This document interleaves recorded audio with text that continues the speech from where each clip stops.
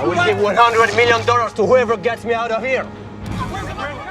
The story opens in the busy city of Los Angeles, where a violent and chaotic shootout erupts between the police and a group of dangerous bank robbers. These criminals are not ordinary thieves. They are heavily armed and wearing full body armor, making them extremely hard to stop. They carry powerful automatic weapons and begin firing without mercy.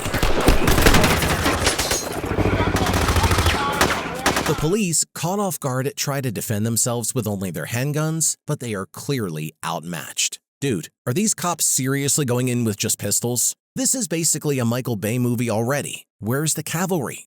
Just when it seems like the robbers are winning, a special SWAT team arrives. Their arrival changes everything. From above, a helicopter circles the scene, and 4 officers, Jim, Brian, and 2 others, land on the bank's rooftop. With careful steps, they enter the building. They use a high-tech camera to find a safe path through the building that leads them to the bank's main lobby. At the same time, skilled SWAT snipers carefully take positions on nearby rooftops. From their elevated spots, they aim their rifles down at the chaotic scene unfolding below. Their job is to stop any threats quickly and precisely. David, standing by, position 3. On the ground, another group of SWAT officers begin moving closer to the building, staying alert and working in coordination. The operation becomes more intense with every second. Suddenly, one of the armed robbers outside tries to make a desperate escape. He runs toward a car that was prepared for a getaway. He's down. The bullet strikes him with perfect accuracy, killing him on the spot before he was able to drive off. Meanwhile, another robber who is still outside continues shooting wildly. He fires his weapon in every direction, trying to hold back the advancing officers. But the SWAT team on the ground moves in quickly. With calm precision, they shoot back and bring him down before he can cause more harm. Take a headshot. Inside the bank, the tension increases. Fear spreads as the last 2 robbers realize they are now completely trapped. Their escape plan has clearly failed, and they are stuck inside with a group of frightened hostages. Panic begins to rise. The robbers don't know what to do next. To take control of the situation, the SWAT team sends in a secure phone. This phone is used by a trained negotiator who starts talking to the robbers. The goal is to keep the robbers calm and to protect the lives of the innocent people inside. Let's be cool now, calm down. I'm controlling this situation, you understand me? The negotiator speaks in a careful, calming voice, hoping to convince them to surrender peacefully. Lieutenant Velasquez, who is in charge of the team, gives a clear command. Everyone must hold their positions and wait for further instructions. However, Brian ignores the orders. He drops down into a storeroom on his own, forcing Jim to follow him to keep things under control. Brian slowly moves toward the lobby, trying to find a good angle to observe the robbers. But his risky decision becomes dangerous when one of the robbers grabs a woman hostage and holds a gun to her head, threatening to kill her if anyone gets too close. Kill that bitch! Throw her up front! At that moment, everything feels like it's moving in slow motion. Without pausing to think, Brian fires his weapon. The bullet hits the woman in the shoulder, but also strikes the robber directly in the chest, killing him. The final robber has no time to react. Jim steps in and shoots him before he can do any more harm. The crisis is over. Street 10, David. Lobby is clear. 2 suspects are neutralized. Jim rushes to help the injured woman and quickly calls for an ambulance. But when Brian casually asks if she will be all right, Jim becomes cold and furious. He's angry that Brian put the woman's life in danger and said he ain't a doctor to know her well-being. Later at the police station, the consequences of their actions become clear. Captain Thomas Fuller and Velasquez are extremely angry. Chief says if he's gonna pay, somebody else does too, and it sure as hell isn't gonna be me. They accuse them of disobeying direct orders and risking a hostage's life. There's even a lawsuit being filed against them. Fuller doesn't waste time. He fires both Jim and Brian from the SWAT team. Called it. Brian deserves it, but Jim's getting a raw deal. You always get blamed when your partner screws up. Classic. Lieutenant Velasquez tries to defend them. He doesn't want them to be kicked out entirely, so he negotiates a punishment that allows them to stay in the department, but in a much lower role. Fine, stick him in the gun cage, get him out of my sight. They're assigned to the gun cage, a place where they simply hand out weapons and gear to other officers. It's the lowest job in the unit, and it feels humiliating. Brian is furious. That's it, you're out of here! He feels insulted and shouts at the captain before storming off. Jim stays quiet. Fuller sees a chance and gives Jim a tempting offer. If Jim agrees that Brian acted recklessly and was at fault, Fuller will let him return to the SWAT team right away. Meanwhile, Brian is too angry to stay. He starts packing his things, ready to quit. Jim decides to speak to Brian. He tells him that he does believe Brian was reckless and he decided to stay. The words hit Brian like a slap in the face. He feels betrayed by his partner. I saved the hostage. You disobeyed the hold. No, I saved that hostage. You disobeyed the hold! Wow. You sound a lot like Fuller. You just picked a paycheck over me, bro. In a fit of rage, Brian smashes Jim's head into a mirror and leaves, walking out without another word. Brian's reaction is totally understandable, though. That's gotta sting worse than 1,000 paper cuts. Betrayal. And a mirror smash? Dramatic. 6 months go by. Jim continues to train hard even though he is stuck doing boring tasks in the gun cage. He watches other officers go out on exciting missions, wishing he could be with him. One day, Sergeant Hondo enters the cage and hands Jim a customized M4 rifle for repairs. Howdy. What do you need? Oh, just a tune-up. But please, don't touch my sights. Jim immediately notices the unique modifications and begins working on it with interest. Hondo then has a meeting with Velasquez. The LAPD is facing a lot of criticism in the media and public trust is dropping fast. The department needs to make serious changes and the chief wants results. Velasquez has an I want you idea. to put together a young kick-ass element for me, Dan. You select them, you train them, you mold them. He asks Hondo to build a brand new SWAT team from scratch. To help, he offers Hondo 2 skilled officers from his current unit, TJ and Michael. Hondo agrees, but he also wants to pick 3 additional members on his own. Once Jim finishes working on the rifle, he goes home and finds his girlfriend packing her things. She tells him their relationship has changed since he lost his position on the SWAT team. You weren't supposed to be home for an hour. She feels like the situations and people change and that they both knew it was coming. She leans in to kiss him goodbye, but Jim turns away, kissing her forehead instead. He knows the relationship is already over. Without saying more, she leaves. Wait, his girlfriend is leaving him? Rough day for Jim. Losing your job and your girl? Yikes. The next day at work, Jim shows his partner in the gun cage something he has been building. A large hook and chain device designed to break down walls and end dangerous standoffs. He calls it the key to the city and hopes to get it patented in the future. While he's explaining how it works, Hondo arrives to pick up his repaired rifle. He listens carefully to Jim and seems impressed by the improvements. Want me to show you how to shoot it? I'm here all week, 9 to 5. Later on, Hondo takes several officers to the firing range to practice shooting. TJ steps up and shows off his excellent aim, even managing to outperform Hondo. Put them on safe and holster. But Hondo just smiles. He makes a bet, offering $200 that Jim can do better. Jim accepts the challenge, steps up with calm focus, and shoots perfectly, outshining TJ and leaving everyone surprised. Everyone except Hondo, who had expected it all along. Here's your winner. Jim's a genius, and Hondo knew Jim had it in him. This is the training montage part, isn't it? I love it when the underdog shows up the cocky guy. At the same time across the city, a French criminal named Alex arrives in Los Angeles. At the airport, security almost takes away his knife, but Alex calmly explains that it's a family heirloom and they let him keep it and mail it home later. Gift from my father. Mail it home. Okay.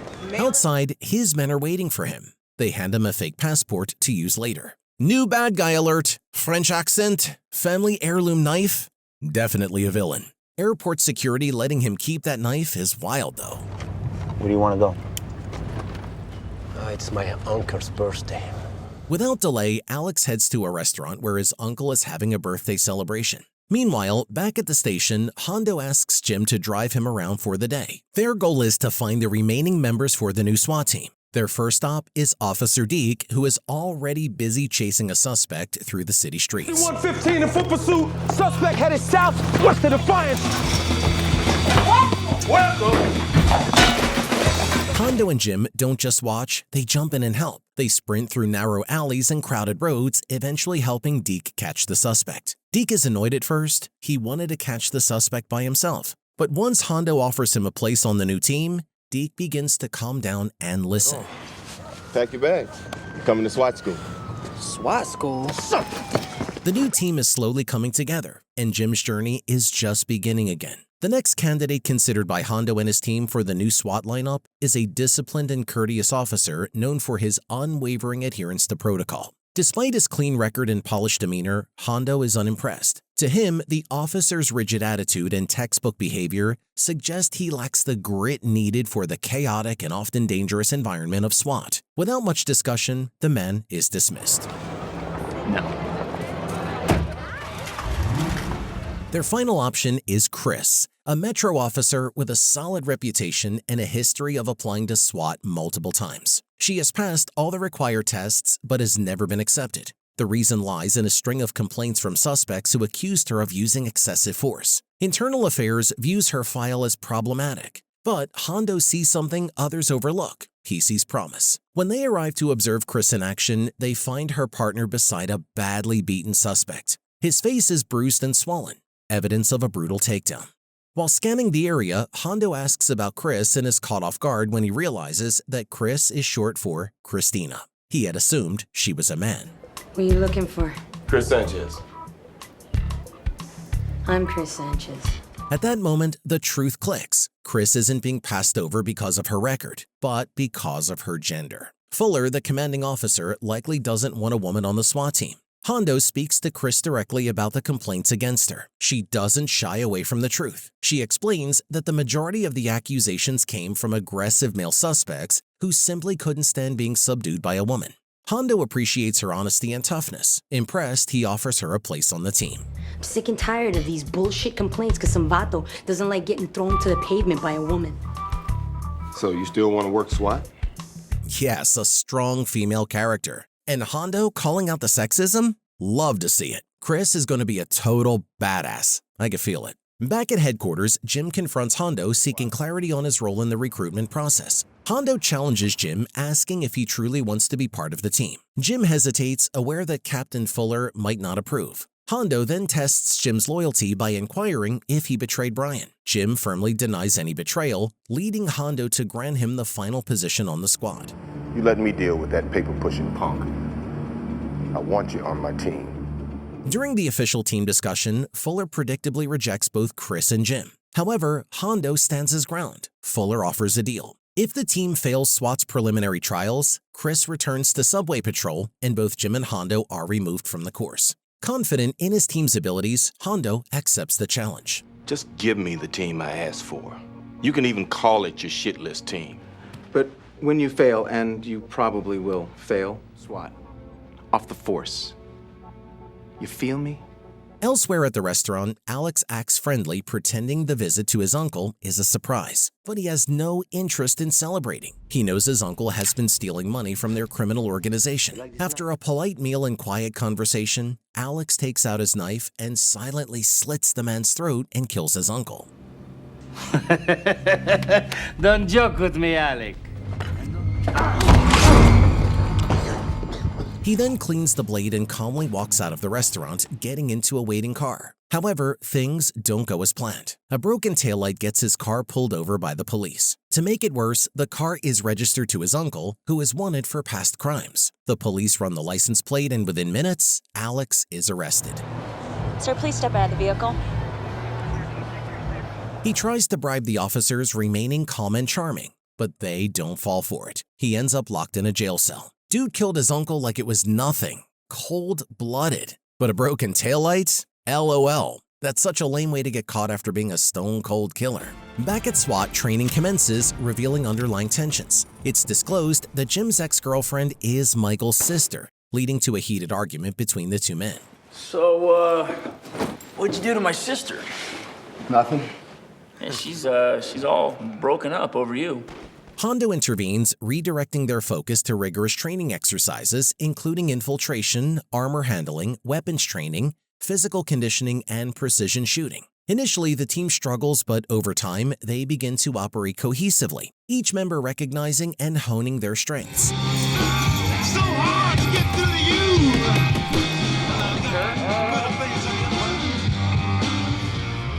you! Outstanding, guys. The team's most significant challenge arises with a simulated hostage rescue on an airplane. Terrorists have taken over the aircraft, and the team must neutralize the threat within 8 minutes. Analyzing the plane schematics, Jim identifies a small food tray elevator shaft suitable for Chris's petite frame. She navigates through the shaft, gaining a strategic advantage. Meanwhile, the rest of the team detects and defuses a trap near a hatch. Stand by, we got a device. Same here.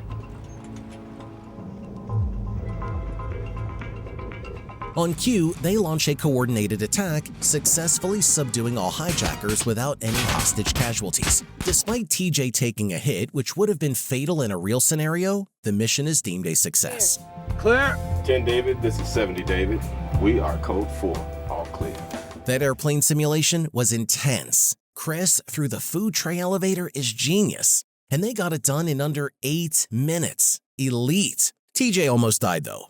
Gotta watch out for friendly fire. Fuller watches, visibly annoyed, as the new team breaks the all-time record. Oh, yeah. Wow. Is that a new course record? That evening, the squad celebrates at a cafe owned by Deke's father. They all are happy and in a good mood. Meanwhile, Alex seeks legal representation but is informed that nothing can be done. Subsequently, he will be transferred, with his future appearing bleak. You can't solve this problem by throwing money at it. Then who do we have to kill?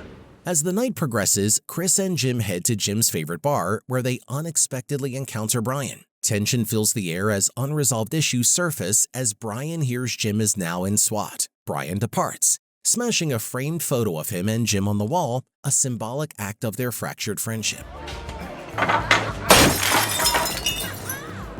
Back at the duo, Jim attempts to initiate a romantic connection with Chris while they were at the parking lot, but she declines, instead inviting him to her daughter's birthday party. The following day, the team enjoys some downtime. Jim attends Chris's daughter's birthday party, engaging with the children using a water rifle. However, their relaxation is short-lived as an emergency call reports a hostage crisis in a Polish neighborhood. All the new SWAT members are summoned with a call, and they arrive on the scene without wasting time. A man has barricaded himself inside his house, firing a shotgun randomly and claiming to have wired every entrance with explosives. While many doubt his claims, Velasquez refuses to take the risk. Guy says he has all the doors and windows wired with high explosives. Come on, Greg. But Dad, you wrote the book, I just read it. Jim suggests using his invention, the key to the city, a device designed to break through walls. The team quickly sets up. They place the tool on the back wall, and in seconds, it breaks through the reinforced surface.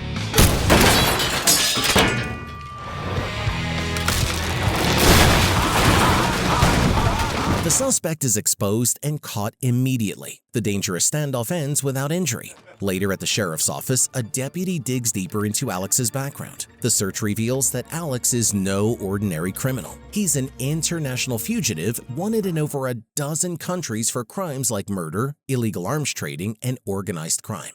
This discovery is sent to Velasquez, who understands the seriousness and quickly tells Hondo's team to intercept the prison bus transporting Alex. They want us as escorts? You my new favorite crew. But it's too late. Alex's gang is one step ahead. Two men dressed as police officers in a stolen police car pull over the bus. As soon as it stops, they board the vehicle, kill the deputies without hesitation, and free Alex. Uh-oh, Alex is a big deal. International fugitive. And, of course, his crew is pulling the classic fake cop move. This is going to be a mess. Just when they think they're in the clear, Hondo's squad arrives, blocking the road. 114, 70 David, we're code 6 at Hollywood and Wilcox. Shortly, the gang opens fire. Chaos breaks out. Civilians run for cover as bullets fly. Hondo's team responds with skill, taking down the fake cops one after another. Alex tries to escape in the stolen police car, but they shoot at the vehicle, forcing it to crash. He is caught again, alive, but defeated. Epic shootout. Hondo's team is on fire. They shut down that escape so fast. Alex can't catch a break, thank goodness. News of Alex's identity spreads fast. He isn't just any fugitive. He's one of the world's most dangerous men. As he's taken into custody, he looks into the news cameras and delivers a chilling message. He's offering $100 million to anyone who can break him out. I will give $100 million to whoever gets me out of here.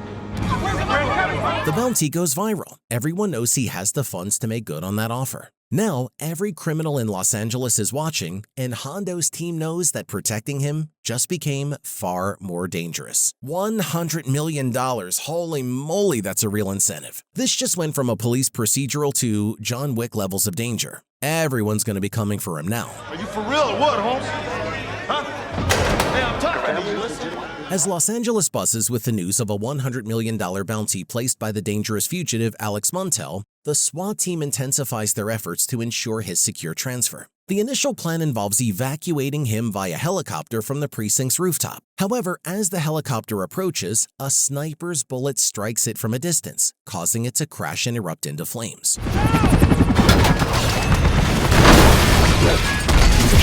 With the aerial escape thwarted, the team swiftly pivots to a ground convoy strategy, using cars and motorcycles to transport Alex discreetly. As they navigate through the city, a seemingly innocent homeless man crosses their path, forcing the convoy to halt. Hey, come on now, get out of the damn street!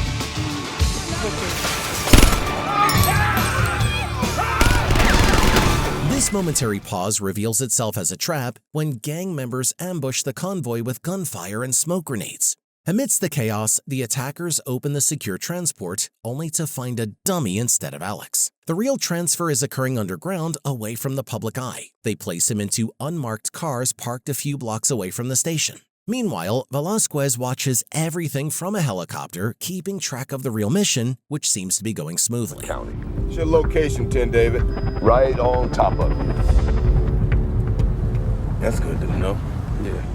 Inside the car, Alex keeps talking nonstop. He mocks the team, throws insults, and tries to bribe them by showing off his money and offering them cash in exchange for his freedom. As they reach the second checkpoint, something shocking happens. TJ suddenly slams on the brakes. He pulls out his gun, not to threaten Alex, but to aim it at his own teammates. The team tries to calm him down and understand what's going on. Now you guys just be smart. Hands up, Box. Come on. Come on, hands Before they up. can respond, Brian appears with his gun and without any warning, he shoots Michael. Michael collapses immediately. The betrayal hits hard. No way, TJ! And Brian. I knew Brian was sketchy. Michael's down. This is the ultimate betrayal. My heart just shattered. I can't believe this. Brian was behind everything the entire time. He and TJ handcuff Jim to the vehicle and take Alex with him, running off into the subway tunnels. Minutes later, the rest of the team arrives. They quickly free Jim and rush to check on Michael, calling for medical help and preparing to continue the mission. They know it isn't over yet. The team splits up. Hondo and Jim chase after the enemies through the subway tunnels, while Deke and Chris rush to the next station. Hondo and Jim reach the subway platform, but it's too late. The train had already left.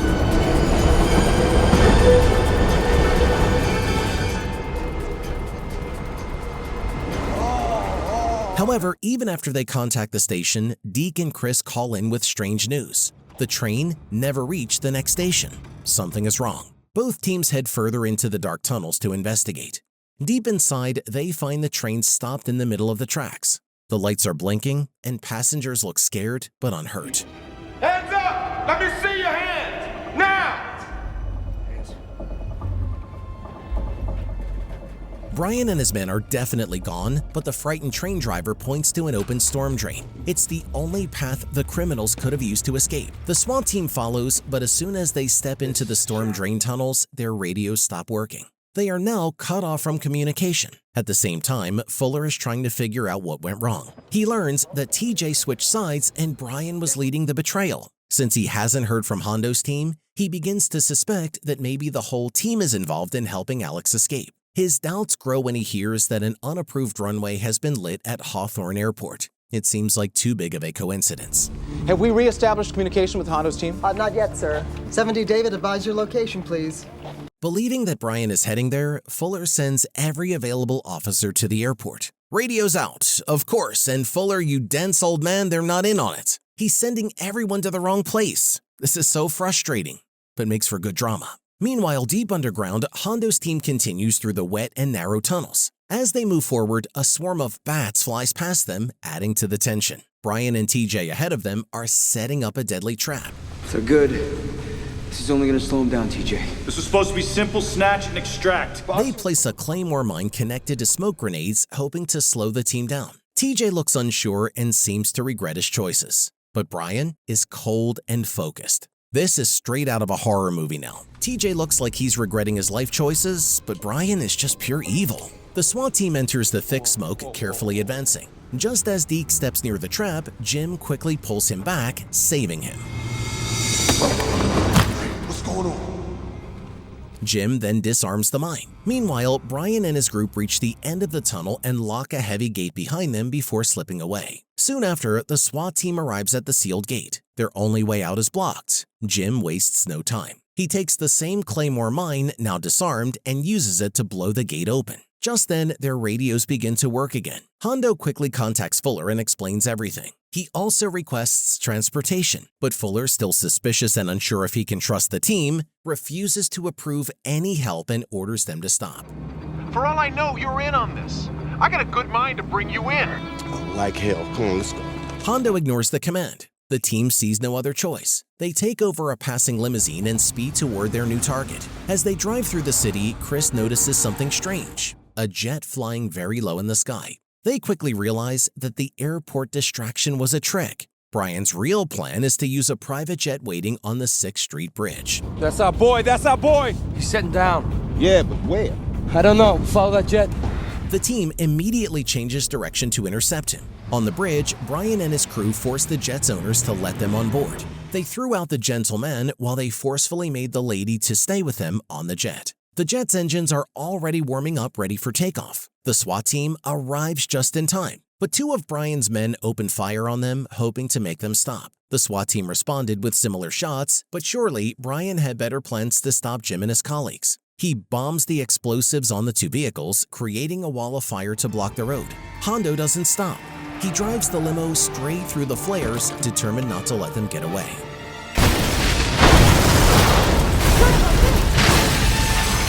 The jet begins to speed down the bridge, preparing to lift off. The SWAT team tries everything to stop it, but nothing works. Then, Hondo makes a bold decision. He drives the limo directly into the jet's landing gear. The crash causes the plane to lose control and crash before it can take off.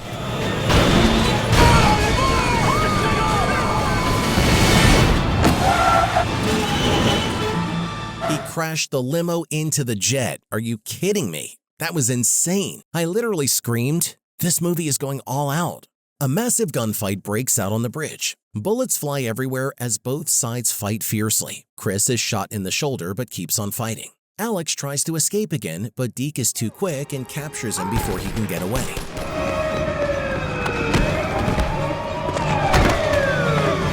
Brian grabs a hostage and moves toward the edge of the bridge. Without wasting a second, he rappels down toward the train yard below. Jim quickly follows, using a rope to chase after him. Meanwhile, Hondo finds TJ wounded and full of regret. TJ asks about Michael, desperate to know if he's still alive. Hondo tells him that Michael is expected to recover. Hearing this, TJ shows a moment of relief, but then, without warning, he pulls out his gun, and a single gunshot is heard. God damn it, Sarge. Meanwhile, Jim lands in the dark train yard and starts looking around. Suddenly, Brian ambushes him and stabs his hand before trying to run. Jim, even though injured, pushes through the pain and chases Brian through the maze of moving trains. The two crash onto the train tracks and begin a violent hand-to-hand fight. Punches are thrown and the battle becomes more intense. Then a train whistle sounds in the distance. As the train approaches, Jim gives one final kick, sending Brian stumbling back right into the path of the oncoming train. Thankfully, the fight is over. Jim climbs back up to the bridge where the rest of the team is waiting. Fuller arrives shortly after. He can't deny their success anymore. He congratulates the team but reminds them that their job isn't finished yet. Alex is still in their hands and must be taken to a high-security federal prison. The team places him into a SWAT vehicle and drives off, making sure he'll never be free again. Department prisoner number 109672 in the federal custody.